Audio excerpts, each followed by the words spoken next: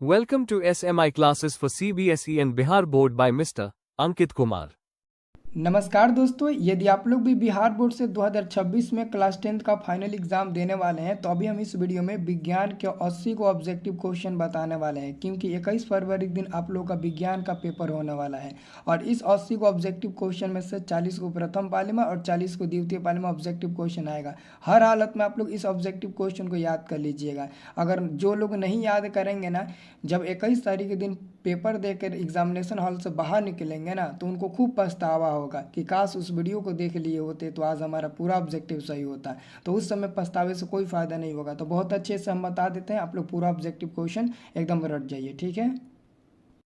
पहला नंबर आप सभी का क्वेश्चन है, ध्यान से देखिएगा। निम्नलिखित में कौन विद्युत संयोजी यौगिक है? तो इसका उत्तर हो जाएगा ऑप्शन नंबर सी हो जाएगा, NaCl हो जाएगा, विद्युत संयोजी यौगिक हो जाएगा। दोस्तों बहुत लोग इसका आंसर ऑप्शन नंबर ए पर टिक लगाएंगे, लेकिन आंसर ए नंबर नहीं होगा, क्योंकि CH4 को मीथेन बोलते हैं और ये एक ससंयोजी यौगिक होता है, जबकि NaCl एक विद्युत संयोजी यौगिक होता है जिसको हम लोग आयनिक यौगिक भी बोलते हैं। तो दूसरा नंबर क्वेश्चन वही पूछा है कि निम्नलिखित में कौन आयनिक यौगिक है? तो आयनिक यौगिक यही हो जाएगा NaCl, क्योंकि Cl पर माइनस चार्ज होता है, इसलिए ये आयनिक यौगिक होगा। और आयनिक यौगिक को ही हम लोग विद्युत संयोजिक कहते हैं, विद्युत संयोजी यौगिक कहते हैं, ठीक है। तो इसको याद रखना है, दोनों का उत्तर हो जाएगा NaCl। अगला क्वेश्चन है आपका तीसरा नंबर। एक अणु सूत्र परंतु विभिन्न संरचना सूत्र वाले यौगिक कहलाते हैं, समयोगी कहलाते हैं। सी नंबर सही जवाब मिल जाएगा तीसरा नंबर प्रश्न का। चौथा नंबर क्वेश्चन है, एल्काइन श्रेणी के सदस्यों का सामान्य सूत्र होता है। एल्काइन का सामान्य सूत्र होता है CnH2n-2। ऑप्शन नंबर डी सही जवाब मिल जाएगा 4 का। पांचवा नंबर क्वेश्चन है दोस्तों, ब्यूटेन के कितने समयोगी संभव हैं? ब्यूटेन के 2 को समयोगी संभव होता है, आइसोब्यूटेन, नॉर्मल ब्यूटेन, आइसोब्यूटेन, ये 2 होते हैं। और पेंटेन के पूछेगा तो 3 बताइएगा, लेकिन ब्यूटेन के 2 होते हैं। ऑप्शन नंबर बी सही जवाब मिल जाएगा। अगला क्वेश्चन है 6 नंबर। प्रोपेन का आणविक सूत्र C3H8 है, इसमें कितने सहसंयोजक बंधन होते हैं? तो सबसे पहले क्या करिएगा, इन दोनों को जोड़ दीजिएगा, 8 और 3 को जोड़ दीजिएगा और इसमें से 1 घटा दीजिएगा। 8 3 11 माइनस 1 मिल जाएगा 10। तो इसका सही उत्तर हो जाएगा 10 गो सहसंयोजक अबंध होगा इसमें। तो ऑप्शन नंबर डी सही उत्तर हो जाएगा। अगला क्वेश्चन है, CnH2n निम्नलिखित में किसका सामान्य सूत्र है? तो ये होता है एल्कीन का सामान्य सूत्र। 7 नंबर का ऑप्शन नंबर बी सही जवाब मिल जाएगा, याद कर लीजिएगा। 8वां नंबर क्वेश्चन है, निम्न में कौन कार्बन का प्रूफ है? तो कार्बन का प्रूफ कौन है दोस्तों? देखिए कार्बन का प्रूफ दोस्तों ग्रेफाइट भी होता है, ध्यान से सुनिएगा। कार्बन का प्रूफ होता है, ग्रेफाइट भी होता है, हीरा भी होता है, फ्लोरीन भी होता है, लेकिन ऑप्शन में दिया है कोई नहीं। तो ऑप्शन में देना चाहिए इनमें से सभी, लेकिन नहीं दिया है, तो आंसर यही टिक लगा देंगे, क्योंकि इसका तो उत्तर होगा तीनों, लेकिन तीनों तो ऑप्शन में दिया नहीं है। नहीं ने दिया है, मतलब दिया है ABC, लेकिन ऑल ऑफ दिस यानी कि इनमें से सभी होना चाहिए, जो कि ऑप्शन में नहीं दिया है। तो इसका करेक्ट उत्तर होगा डी नंबर, ठीक है। इस बात को याद रखना, बट तीनों होता है अप्रूव कार्बन के। अगला क्वेश्चन है 9 नंबर दोस्तों, किस उपकरण में धन और ऋण का चिन्ह नहीं होता है? किस उपकरण में प्लस और माइनस का चिन्ह ही नहीं होता है? तो कुंडली में प्लस माइनस का चिन्ह नहीं होता है। सी नंबर 9 का सही जवाब मिल जाएगा। 10 नंबर क्वेश्चन है, लघु पतन के समय परिपथ में विद्युत धारा का मान होगा। लघु पतन के समय विद्युत परिपथ में विद्युत धारा का मान बहुत अधिक हो जाता है। 10 का उत्तर हो जाएगा ऑप्शन नंबर ए। 11 नंबर क्वेश्चन दोस्तों है आपका, 11 नंबर क्वेश्चन ध्यान से देखिएगा। क्वेश्चन नंबर 11 है कि एक एमीटर का परिसर यानी कि रेंज 0.3 एम्पियर है और इस एमीटर के स्केल पर डिवीज़न जो है, डिवीज़न की संख्या वो 30 है, तो उस एमीटर का अल्पमापांक यानी कि लिस्ट काउंट कितना होगा? तो 11 का सभी लोग आंसर याद रखेंगे, 0.01 एम्पियर हो जाएगा। ऑप्शन नंबर डी हो जाएगा 0.01 एम्पियर, ठीक है। अगला क्वेश्चन दोस्तों है आपका 12 नंबर। 12 नंबर क्वेश्चन है, विद्युत आवेश का एसआई मात्रक। विद्युत आवेश का एसआई मात्रक होता है कूलम्ब। 12 का उत्तर हो जाएगा डी नंबर, कूलम्ब होता है। 13 नंबर आप सभी का क्वेश्चन है, ध्यान से देखिएगा। 13 नंबर, अतिभारण के समय विद्युत परिपथ में विद्युत धारा का मान।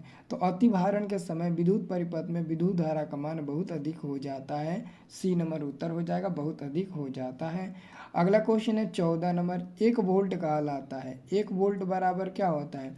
तो 1 वोल्ट बराबर 1 जूल बटे कूलम्ब होता है। ऑप्शन नंबर बी हो जाएगा, 1 जूल बटे कूलम्ब ऑप्शन नंबर बी हो जाएगा 14 नंबर क्वेश्चन का। ठीक है। 15 नंबर दोस्तों क्वेश्चन आप देखिएगा, ब्यूटेनोन चतुकार्बन यौगिक है जिसका प्रक्रियात्मक समूह क्या होता है दोस्तों? तो आपको याद रखना है दोस्तों, 15 का सही उत्तर हो जाएगा ऑप्शन नंबर हो जाएगा सी नंबर, कीटोन होता है। क्या होता है? इसका क्रियात्मक समूह होता है कीटोन। नेक्स्ट क्वेश्चन है दोस्तों, नेक्स्ट क्वेश्चन आपका है 16 नंबर। 16 नंबर क्वेश्चन है, कौन सा हाइड्रोकार्बन कमरे का ताप पर ठोस होता है? जो सबसे बड़ा होगा वही। तो सबसे बड़ा इसमें दिया है C20 और H22, यही हो जाएगा। अगर इससे भी बड़ा दिया रहता C21 और H44 तो यही आंसर हो जाता है, लेकिन इसमें सबसे भी बड़ा है C20 H22, तो यही आपका बिल्कुल सही जवाब मिल जाएगा। ठीक है। देखिए जो भी चलिए अब हम आपको बताते हैं, ये क्वेश्चन पूरा याद करना बहुत ज़रूरी है। 17 नंबर क्वेश्चन है, सिंगल वन COOH अभिक्रियाशील मूलक को कहते हैं? तो अम्ल कहते हैं। सी नंबर सही जवाब मिलेगा 17 का। 18 नंबर क्वेश्चन है आपका, मीथेन किसका उदाहरण है? मीथेन जो है वो संतृप्त हाइड्रोकार्बन का उदाहरण है। ऑप्शन नंबर ए सही जवाब मिल जाएगा। अगला क्वेश्चन है 19 नंबर, निम्न में किस हाइड्रोकार्बन में तीन आबंध होते हैं? तो ऑप्शन नंबर जो सी दिख रहा है ना, इसमें 3 गो आबंध बनेगा। ऑप्शन नंबर सी C3H4 में, क्योंकि लगभग हाइड्रोजन कार्बन के बराबर है, यानी कि कार्बन 3 गो है और हाइड्रोजन 4 गो है, कहीं को अधिक है, मतलब कि इसमें ट्रिपल बॉन्ड बनेगा।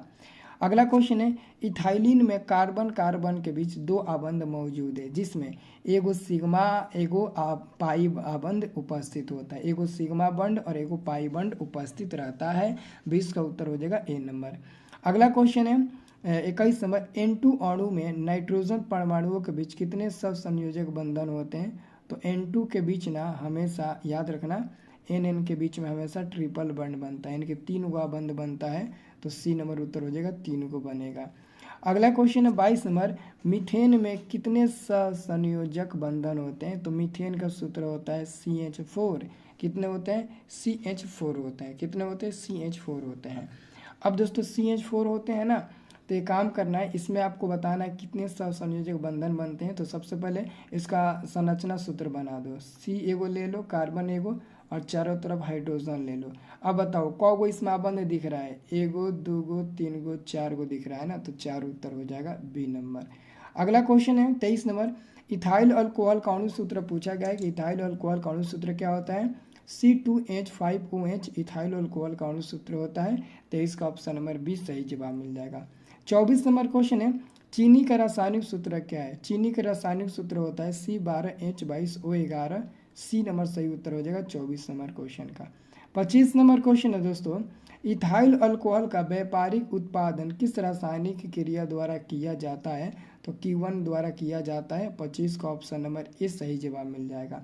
26 नंबर क्वेश्चन है, वायुमंडल में CO2 गैस की उपस्थिति, वायुमंडल में CO2 गैस की उपस्थिति 0.03% है। 26 का उत्तर हो जाएगा सी नंबर सही जवाब।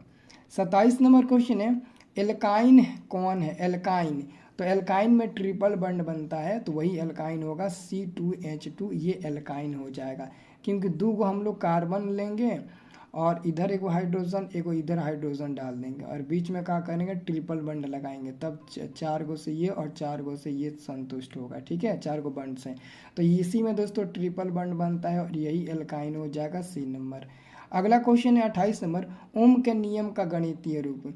तो ओम का नियम क्या होता है? V बराबर भी समानुपाती आई होता है ना, तो V बराबर I इंटू आर होता है। तो यहाँ से अगर हम I का मान बाहर निकाले तो V और बटे में R हो जाएगा, तो I बराबर V upon R option number B में दिया है, तो 28 का हो जाएगा बी नंबर सही जवाब। 29 नंबर क्वेश्चन है, जब किसी चालक तार से विद्युत धारा प्रवाहित होती है तो गतिशील कण होते हैं, तो गतिशील कण जो होता है ना वो इलेक्ट्रॉन होते हैं। डी नंबर सही उत्तर हो जाएगा 29 नंबर क्वेश्चन का। 30 नंबर क्वेश्चन है, हमारे घरों में जो विद्युत आपूर्ति की जाती है वह दोस्तों 220 वोल्ट पर प्रत्योती धारा होती है। सी नंबर सही जवाब मिल जाएगा। 30 का उत्तर हो जाएगा सी नंबर, आपको याद रखना है। 30 का सही उत्तर हो जाएगा सी नंबर हो जाएगा। अगला क्वेश्चन है, ध्यान से देखिएगा। क्वेश्चन नंबर दोस्तों आपका है 31 नंबर। 31 नंबर क्वेश्चन है, आर ओम प्रतिरोध वाले इन प्रतिरोधों को समांतर क्रम में जुड़ने पर तुल्य प्रतिरोध क्या होगा?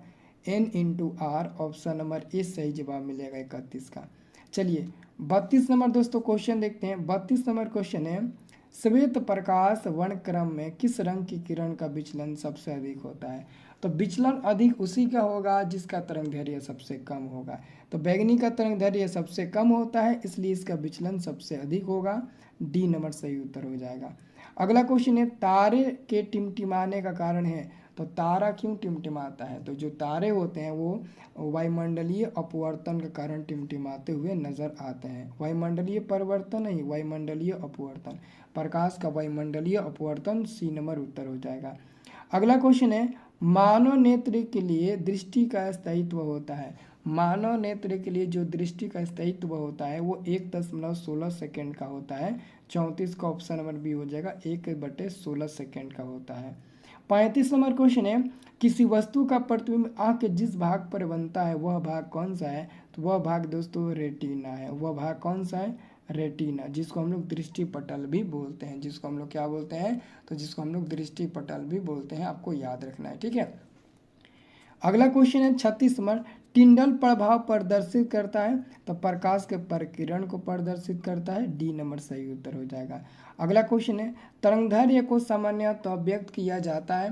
तरंगदैर्घ्य को मुख्य रूप से मीटर में व्यक्त किया जाता है। मीटर में, सेंटीमीटर में भी कर सकते हो, एमएम में भी कर सकते हो, ठीक है ना, एंगस्ट्रम में भी कर सकते हो। तो ऑप्शन नंबर ए सही उत्तर हो जाएगा। अगला क्वेश्चन है, प्रकाश का प्राथमिक वर्ण कौन सा है? नीला, हरा, लाल, ये सभी प्रकाश का प्राथमिक वर्ण है। 38 का उत्तर हो जाएगा डी नंबर। 39 नंबर क्वेश्चन है, एक कूलम विद्युत आवेश कितने इलेक्ट्रॉनों कितने इलेक्ट्रॉनों में समय आवेश के तुल्य होता है? तो 6.25 यानी कि 6.25 गुणे 10 के पावर 18। ऑप्शन नंबर 20 सही जवाब मिल जाएगा 39 का। 40 नंबर क्वेश्चन है, पुतली के साइज को नियंत्रित करने वाला गहरा पेशीय डायफ्राम क्या कहलाता है दोस्तों? तो 40 का उत्तर आपका हो जाएगा, ऑप्शन नंबर हो जाएगा 40 का परितारिका। ऑप्शन नंबर आपका हो जाएगा ए नंबर, परितारिका कहलाता है। अगला क्वेश्चन है 41 नंबर, आकाश का नीला रंग होना किस परिघटना का परिणाम है? तो प्रकाश के प्रकिरण का परिणाम है। ऑप्शन नंबर सी हो जाएगा। अगला क्वेश्चन दोस्तों है, नेक्स्ट क्वेश्चन आपका है 42 नंबर। 42 नंबर क्वेश्चन है, दोष रहित नेत्र 25 सेंटीमीटर और अनंत के बीच रखी वस्तु को आसानी से देख पाता है। इसके बीच की दूरी को क्या कहते हैं? तो इसके बीच की दूरी को दृष्टिपरास कहते हैं। इसके बीच की दूरी को दृष्टिपरास कहते हैं। यानी कि 25 सेंटीमीटर और अनंत के बीच की जो दूरी होता है उसी को हम लोग क्या कहते हैं? उसी को हम लोग दृष्टिपरास कहते हैं। क्या कहते हैं? उसी को हम लोग दृष्टिपरास कहते हैं, आपको याद रखना है। अगला क्वेश्चन है 43 नंबर, अति सूक्ष्म कण किस प्रकार के प्रकाश को प्रकिरणित करता है? तो 43 का सही उत्तर हो जाएगा नीला रंग का। नीला रंग का अति सूक्ष्म कण किस रंग के प्रकाश को प्रकिरणित करता है? तो वो हो जाएगा नीला। ऑप्शन नंबर सी सही जवाब मिल जाएगा। 44 नंबर क्वेश्चन है, कांच का अपूर्णांक किस वर्ण के लिए अधिकतम होता है? कांच का अपूर्णांक बैगनी रंग के लिए सबसे अधिकतम होता है। सी नंबर उत्तर हो जाएगा। अगला क्वेश्चन देखिएगा 45 नंबर, कांच का अपूर्णांक किस प्रकार के वर्ण के लिए न्यूनतम होता है? तो न्यूनतम यहाँ पर बोला गया है, तो अब हो जाएगा ये लाल कलर। ऑप्शन नंबर बी हो जाएगा, लाल कलर होता है। ऑप्शन नंबर बी सही उत्तर हो जाएगा, लाल कलर। अगला क्वेश्चन है 46 नंबर, इंद्रधनुष का भीतरी हिस्सा किस रंग का होता है? दोस्तों इंद्रधनुष का जो भीतरी हिस्सा होता है वो लाल रंग नहीं बैगनी रंग का होता है। इंद्रधनुष का भीतरी वाला जो हिस्सा होता है वो बैगनी रंग का होता है, आपको याद रखना है, बैगनी रंग का होता है। अगला क्वेश्चन ध्यान से देखिएगा, क्वेश्चन नंबर 47। क्वेश्चन नंबर 47 है, प्रकाश तरंगों का अभिलाक्षणिक नियतांक होता है। तो प्रकाश तरंगों का अभिलाक्षणिक नियतांक आवृत्ति होता है 47 का ऑप्शन नंबर ए सही जवाब मिल जाएगा। 48 नंबर क्वेश्चन है, किस दृष्टि दोष में किसी वस्तु का प्रतिबिंब रेटिना के पीछे बनता है? किस दृष्टि दोष में किस वस्तु का प्रतिबिंब रेटिना के पीछे बनता है? तो रेटिना के पीछे बनने वाला दृष्टि दोष का नाम क्या होता है? तो दूरदृष्टि दोष होता है। ऑप्शन नंबर 20 सही जवाब मिल जाएगा 48 का। 49 नंबर क्वेश्चन है, किस दृष्टि दोष में किसी वस्तु का प्रतिबिंब रेटिना के सामने बनता है? तो निकट दृष्टि दोष में किसी वस्तु का प्रतिबिंब रेटिना के सामने बनता है। ऑप्शन नंबर ए सही जवाब मिल जाएगा। 50 नंबर क्वेश्चन है, इंद्रधनुष का बनना किस परिघटना का परिणाम है? इंद्रधनुष का बनना दोस्तों प्रकाश के वर्ण विक्षेपण का परिणाम है। ऑप्शन नंबर सी सही जवाब मिल जाएगा 50 का।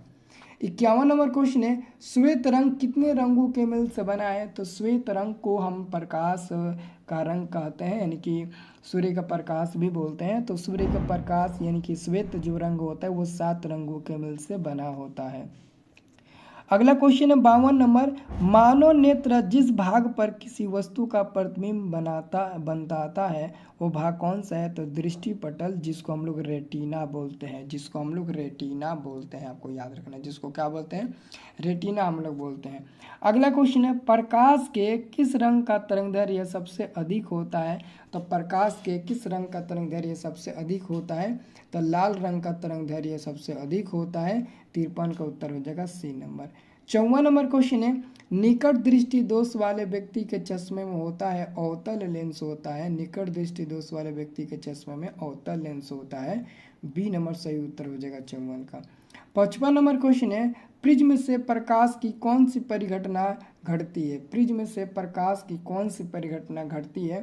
तो प्रिज्म से वर्ण विक्षेपण घटना घटता है। ऑप्शन नंबर हो जाएगा सी नंबर सही जवाब। अगला क्वेश्चन है 56 नंबर, नेत्र में प्रवेश करने वाली प्रकाश किरणों का अधिकांश अपवर्तन कहाँ होता है? तो कॉर्निया के बाहरी पृष्ठ पर होता है। 56 का उत्तर हो जाएगा ए नंबर सही जवाब। 57 नंबर क्वेश्चन है, किसी यांत्रिक यात्री को आकाश कैसा प्रतीत होता है? काला दिखाई देता है। ए नंबर सही उत्तर हो जाएगा। अगला क्वेश्चन है 58 नंबर, वायुमंडल में प्रकाश का कौन सा वर्ण सब अधिक मतलब कि पर्ण केंद्रित करता है?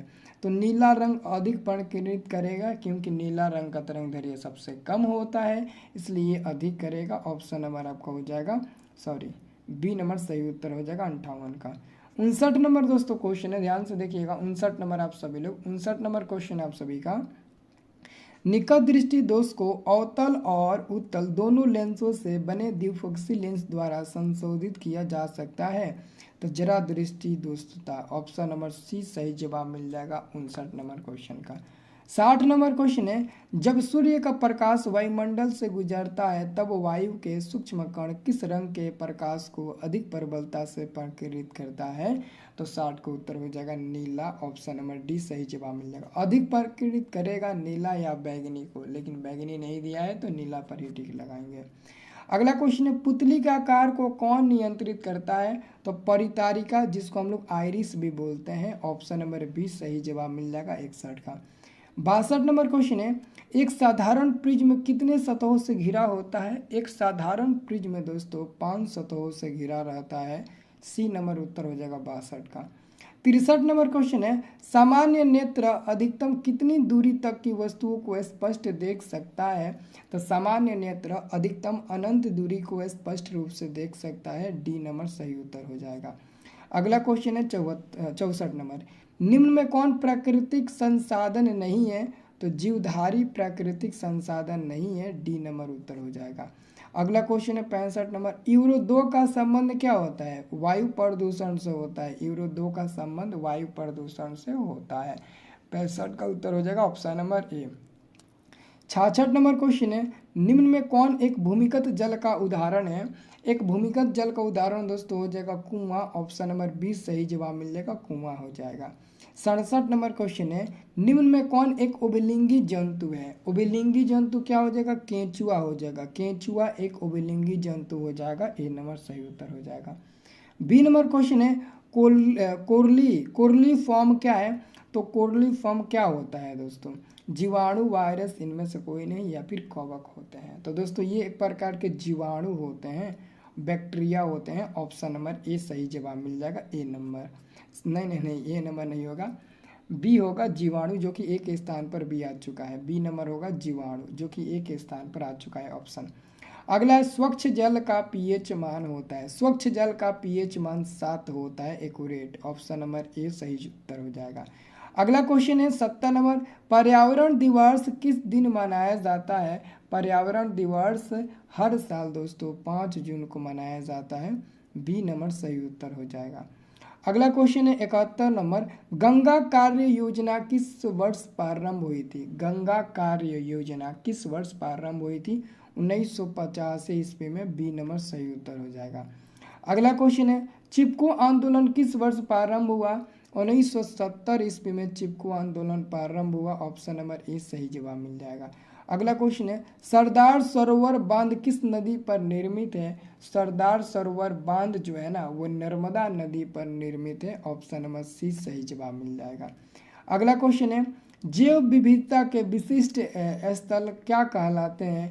जैव विविधता का विशिष्ट स्थल जो होते हैं वो वन कहलाते हैं, ऑप्शन नंबर 20 सही जवाब मिलेगा। वन, हॉट स्पॉट से कौन कहलाते हैं? वन।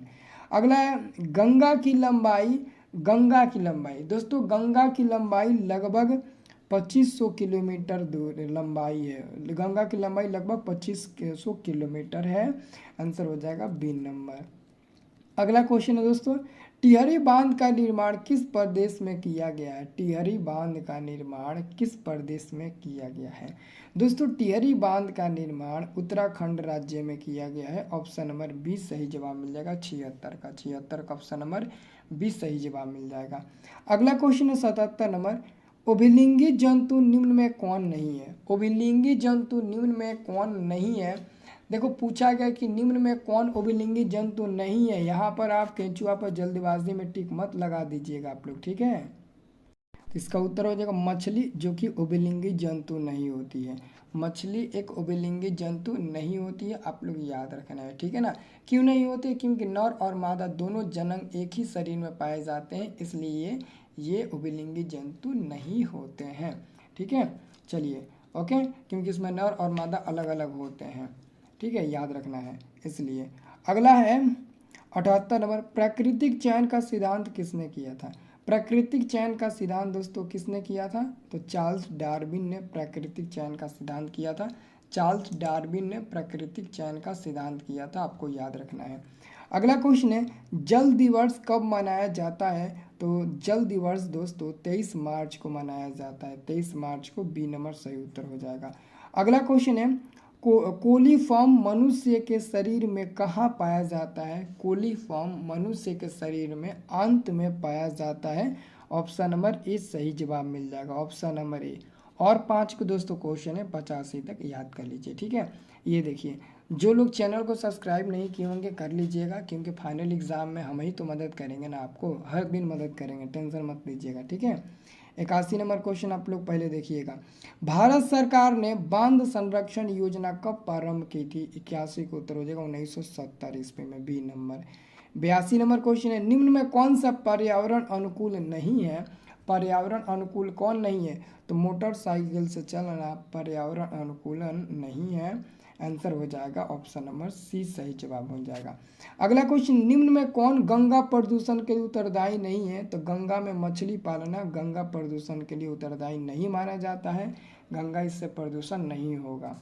अगला क्वेश्चन है सुरंगम किस राज्य की जल संग्रहण व्यवस्था है? तो सुरंगम तमिलनाडु का हो जाएगा, बी नंबर उत्तर हो जाएगा, हालांकि सी नंबर की जगह पर आ चुका है बी नंबर, ठीक है, तो याद रखना है।